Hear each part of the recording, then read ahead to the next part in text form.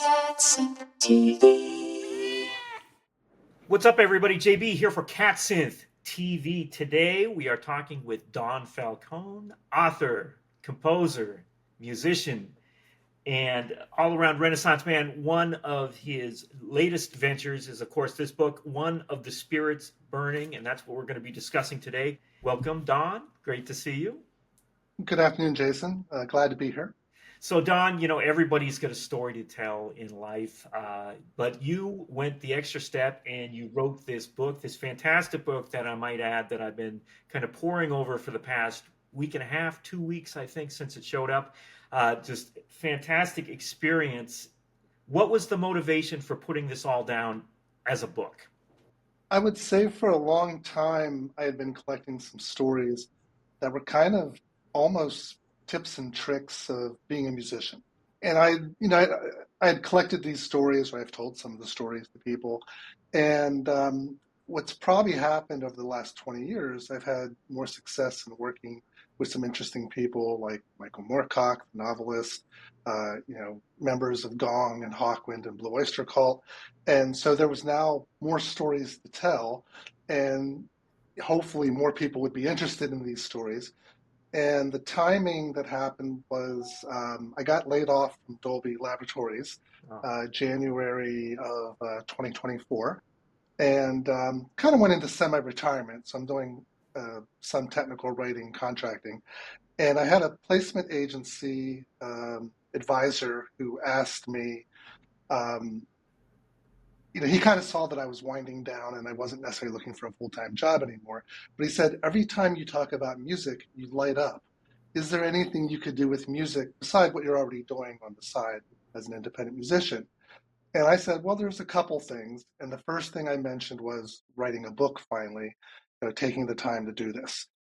And the other part of the timing, or the piece of the puzzle, was Paul Sears, who's done drums for Spirits Burning. He had done a book for Stairway Press. So I asked for his thoughts on getting me in touch with them, and one thing led to another, and now we have a book. Sure, fantastic. Paul Sears, of course, one of our friends on this channel and in life, fantastic author and musician as well. So you mentioned, what was it, January 2024 you got laid off. So did it take you about a year to write the book? How was that process? How did that go? It took about 4 to 5 months. Oh, really? And yeah, when I write, and I'm pretty thorough when I plan something. Mhm. So I probably took a couple weeks to giving the idea to Stairway Press. Would you do this? Would you put this book out if it covered such and such? And they responded in the affirmative. From there, I had ideas in my head that I put as an outline, and that outline probably took a couple weeks. And then I spent 4 months putting that outline into words and content. The one thing I had to be prepared for was that I wanted to get input from other people. And so some of that is within ongoing chapters. For instance, like Bridget Wishart, gives her thoughts on the concert we did together in England, and Albert Bouchard and so forth. Michael Moorcock was going to do a foreword. I knew that he couldn't do it until October. So in a way, there was an extra month added to my 4 to 5 months.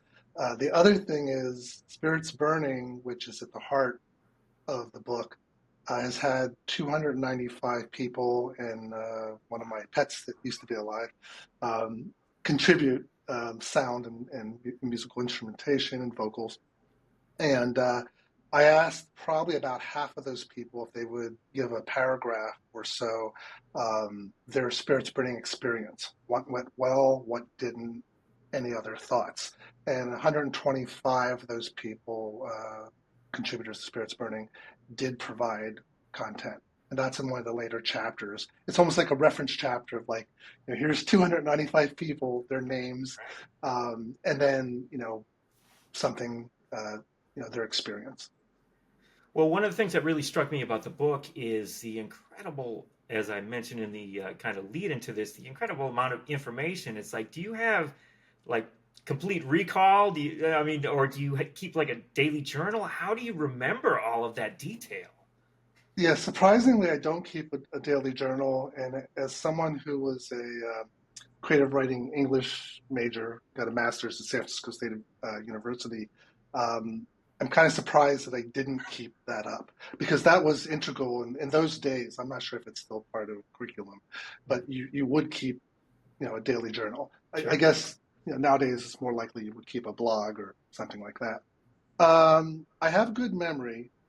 Um, some of it is, some of these stories I've told before or told over the years, I, and that helps you to remember them. right. Uh, Email turned out to be a big deal. I also keep Word files that do have things like, what bands was I in the 80s and 90s? Who was in the band? I have flyers from poetry readings.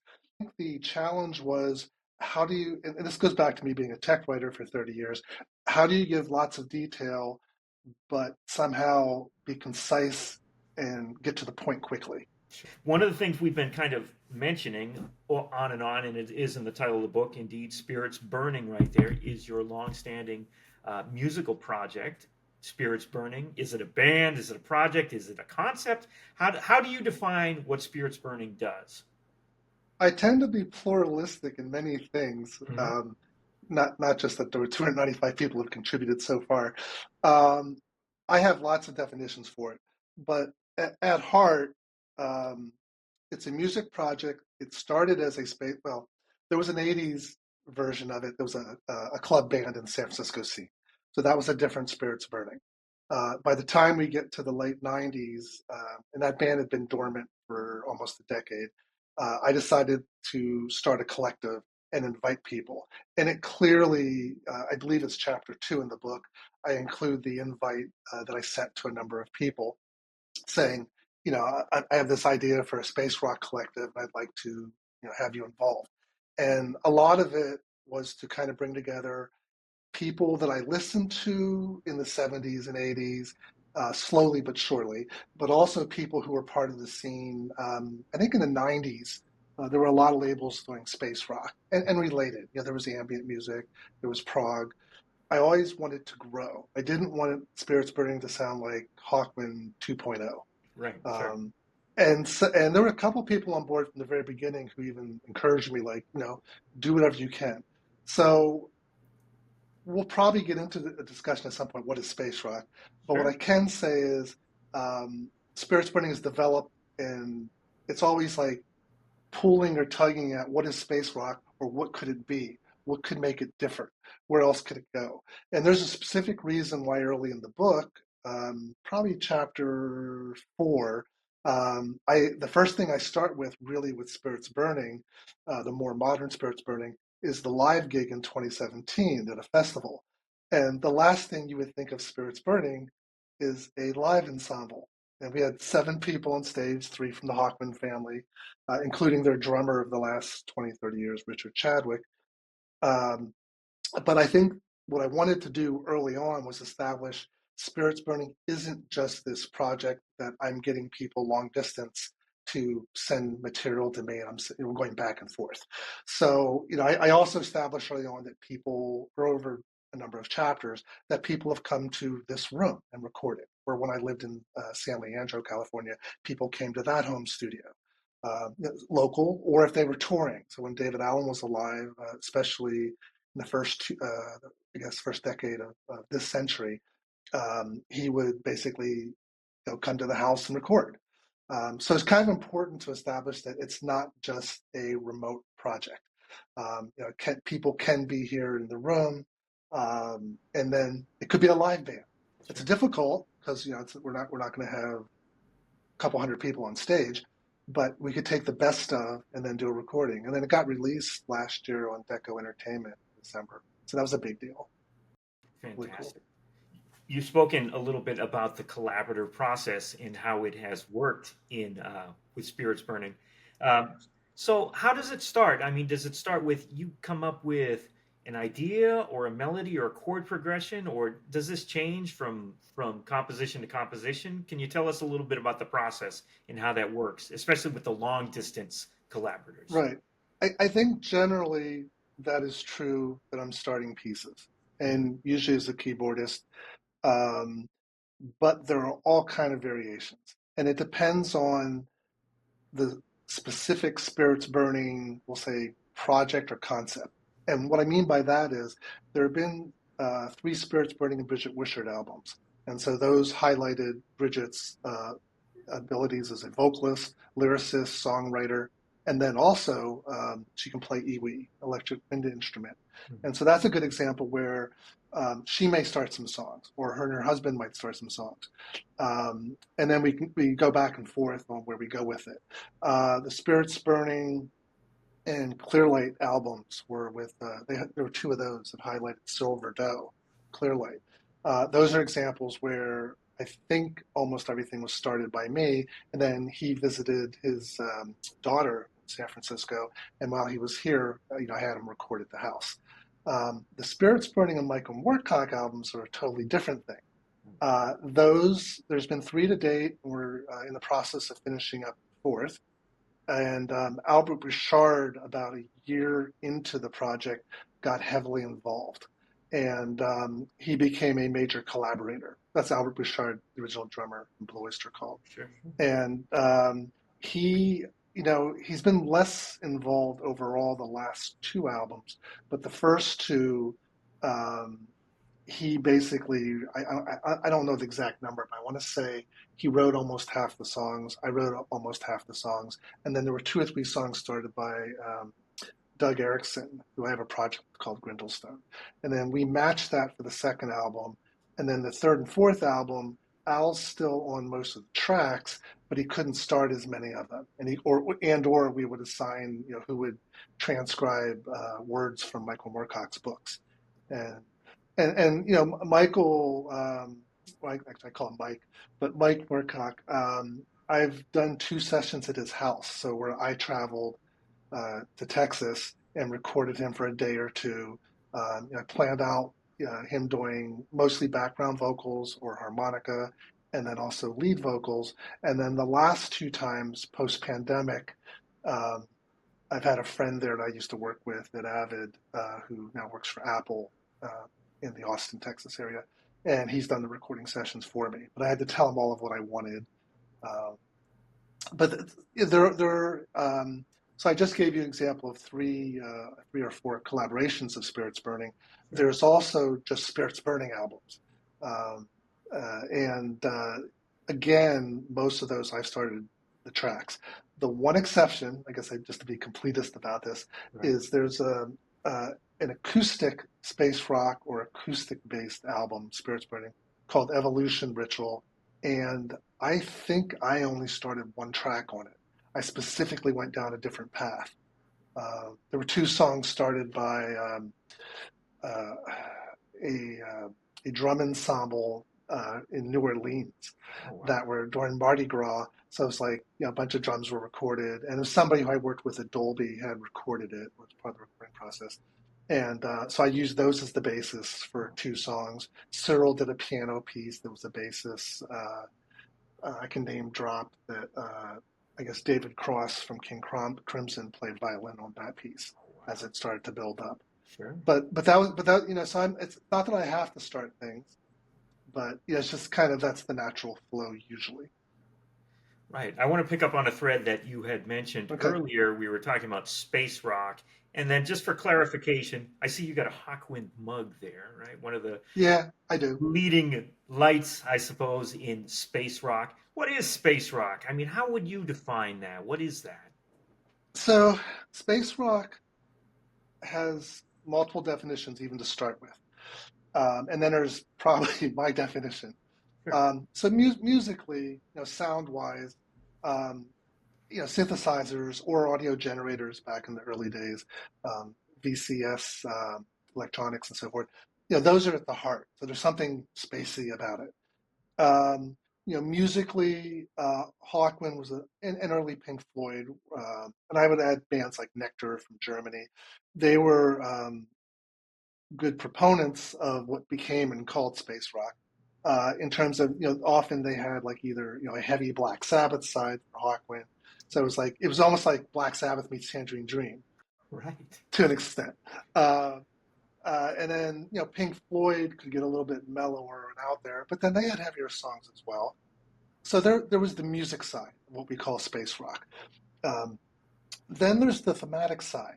So, if I do a song based on, I don't know, Michael Moorcock's Black Corridor. I haven't done that, by the way, but if I did, that's one of his science fantasy books, out in space.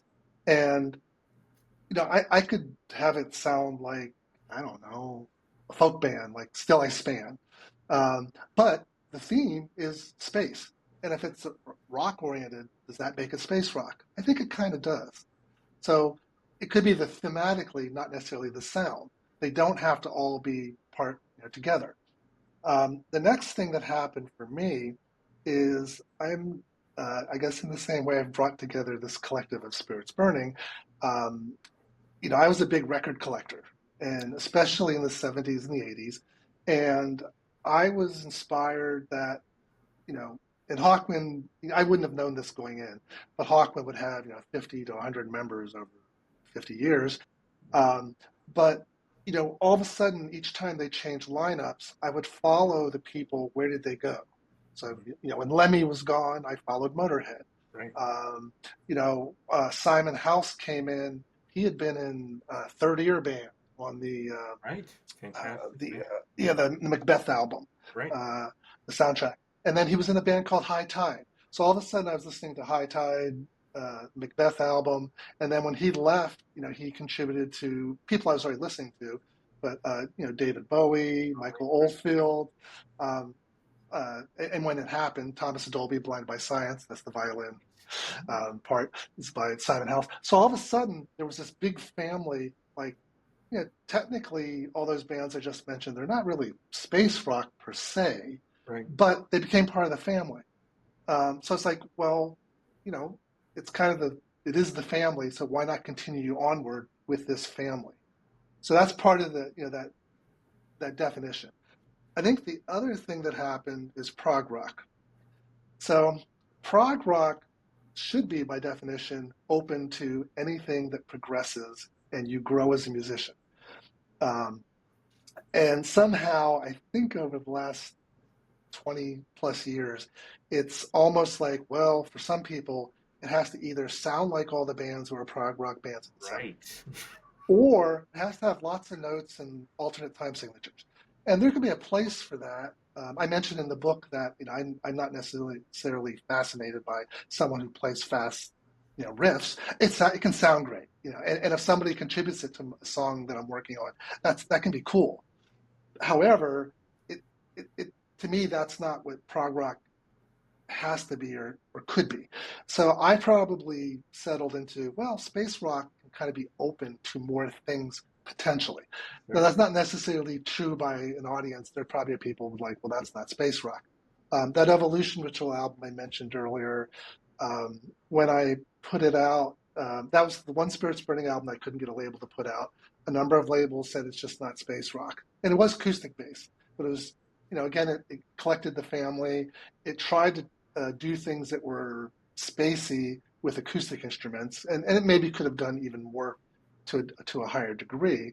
But there was one review I'll mention, and I did mention it in the book, that they called it a total fraud. Wow. So, I mean, it's like, Yeah. if they don't like it, that's fine. Yeah. Or if it's not what they expected, which it obviously wasn't, that's fine. But it's placing almost like this burden on as a musician, like, you must do this. I don't really like to do covers, for instance, although there was a period where it was a way to promote the band name, and I did do covers. And I really appreciate covers that take a chance and don't sound like the original. Yeah. I guess I also mentioned the book, I don't know if you remember the Gary Newman story, where if you could tell that, because we're huge Gary Newman fans and the audience out there. Okay, so I had a project called Spaceship Eyes that was doing drum and bass, and probably experimental drum and bass for Cleopatra Records and their Hypnotic label. So I did 2 albums on that label, and every now and then I would get an invite to either do a tribute or a remix. And at some point there was they were doing a Gary Newman remix album, And what they did is they had gotten control of all the vocals for a number of songs. Like Hear My Car, and they had this piece called Deadliner. And I had never heard Deadliner, to be honest. I said, but yeah, sure, I'd love to do it. So they sent me the vocals. I didn't listen to the original at all. And I just created music and beats, and it was a little odd, probably. There are also the tools I had at that time, what I was using. But it sounded good to me, and it sounded releasable, and so I gave it to the label, and it ended up on it. So Gary Newman has a fan club. I'm presuming it's still intact and it's the same fan club. But this was at that point, this is like mid to late 90s. So they did a voting. They did pie charts. Right. And they basically had, which piece do you like the most and so forth. And the Spaceship Eyes version of Deadliner was the least liked. It was also the least like the original. There was a pie chart for that. There was a third pie chart I'm forgetting. Right. But it's like, well, yeah, and I have since gone and listened to it, by the way. Right. But that's, and I will say other covers I've done or tributes, I know the songs usually ahead of time because I was a fan of it, and I knew that the catalog as a whole for a lot of artists. So it's less likely I would do something like that. Sure. So we have talked a little bit about Michael Moorcock. Just for a little bit of context for anyone who doesn't know who Michael Moorcock is, science fiction author and has collaborated with a number of musicians over the years as well. How did you and he first come into contact? How did that collaboration come to be? Well, I was a fan of his books Sure. as a kid and teenager, and also all of a sudden he popped up on Hawkwind albums. I was like, oh, Right. And it took me a while to make the connection. That was the same Michael Moorcock. Same guy. Right. So he always was out there as a person who would be interesting to do something with. And I'm drawing a blank on the actual year, but somewhere in the 2000s, I went to a reading. There used to be a science fantasy bookstore in Berkeley. Mm-hmm. And Michael was doing a reading there. And so I went to the reading, and I knew that I had a purpose, that I was going to say, hey, would you be interested in collaborating? So I bought a copy of The Dancer's Edge of Time. This was a hardback, my favorite book of his or trilogy of his. And I'd already had the paperbacks, but I was now buying hardback.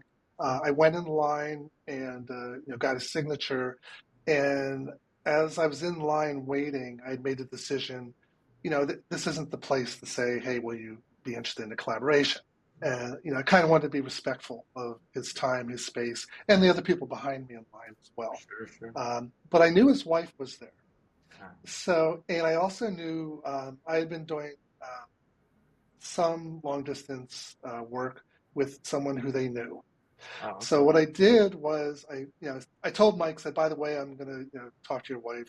I said real quickly about maybe being in contact, and thank you very much. So he signed it. I went back and then I talked to Linda Moorcock and introduced myself and explained that I would be interested in doing something. I have this project. What initially happened was that he had unreleased 2 albums of demo sessions that had been recorded in a living room with him and Pete Pavlik. And I do cover in the book that Mike gave me permission to have them mastered, actually cleaned up. They had a lot of noise. And these are really, these are like 2 people sitting in a room trying out stuff. Sure. And it had actually, some of it had already been included in Brian Tawn's Hawk Zine magazine for fans of Hawkwind. He had done I actually don't know whether it was like plastic or vinyl, but there had been like some of these songs had been included with a version of the magazine at some point. So Mike gave me permission, and what I cover in the book is that Pete Pavlik was unaware of this and was not real happy about it. We've all kind of made up, and Mike's apologized to Pete. But I ended up putting out an album. Actually, I can mention Tom DeMuzio. Oh who yeah, used sure. to work, local experimental artist, Right. sound designer, and who used to work with me at Avid and DigiDesign. He did the cleanup for me uh, Yeah. for a price. Um, so, anyways, that was the first thing. Oh, so to do that though, Mike and I came to an agreement that I could take 3 or 4 of these pieces Mhm. and add instrumentation to them and put them on a Spirits Burning album. And so that was the first time that Mike officially appeared on Spirits Burning. Okay. And then we made plans for potentially me doing an adaptation of The Dancer at the End of Time, which eventually happened. And then Mike was also working on a Cajun-based album for his Michael Moorcock and the Deep Fix. Oh wow. And I was live at the Terminal Cafe, and there's actually 2 chapters covering my collaborations and this experience with Mike. Um, and it really does get into the story of how that recording came about with him and Martin Stone, who's since passed away, in France, actually, is where they recorded. And then I came in as a producer and then also a mixer. And then, uh, there was only really 6 songs there. And I believe the album has 10 songs, if I remember correctly. And so I basically created new songs out of like the extra instrumentation, or one song was like over 10 minutes and we knocked it down to 6. But out of the other 4 minutes, creating a song. That's amazing. It's an amazing story.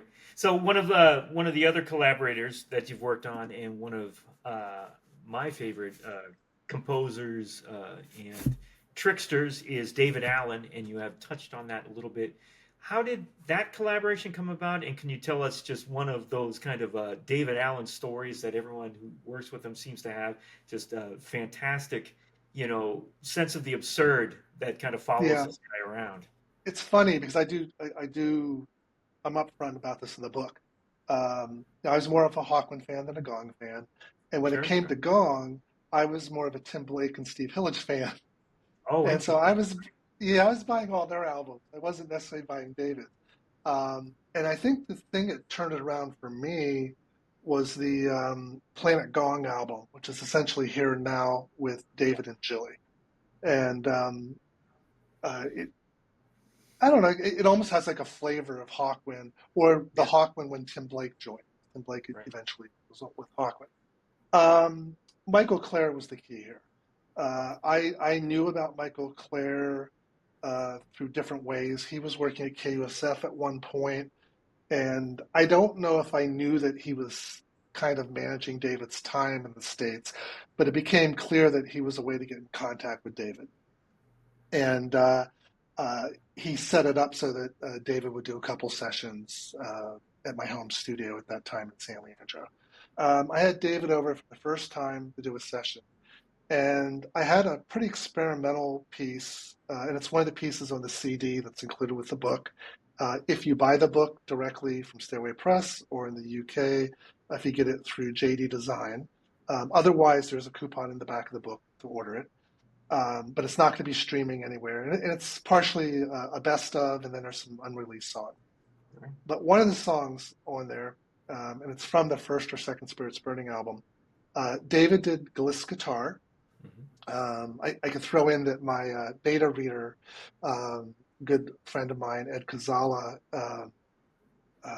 goes back to the days of San Francisco State University. He asked me, what is Gliss guitar? So I Right. try to cover that briefly in the book.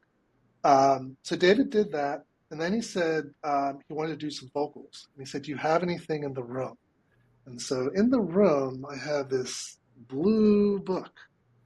And let's see if I do this right. Oh, Right. upside down.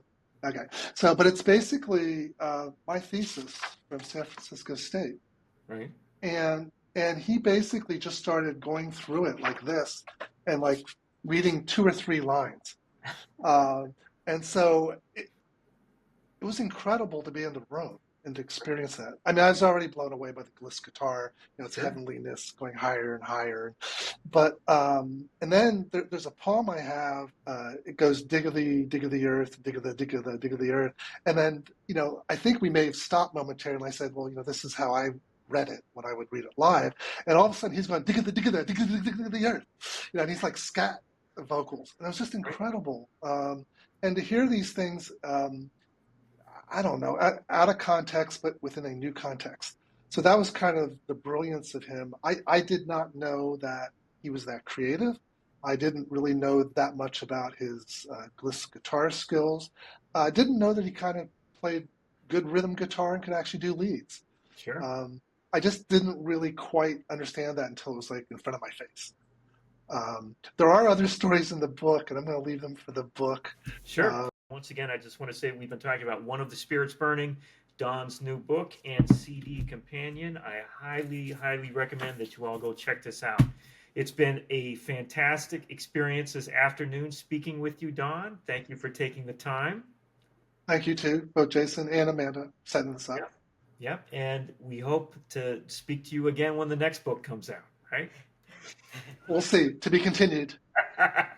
To find out more about One of the Spirits Burning by Don Falcone, please visit these websites and check out the description below this video. Thanks for watching, and please subscribe to CatSynth TV. You are watching CatSynth TV.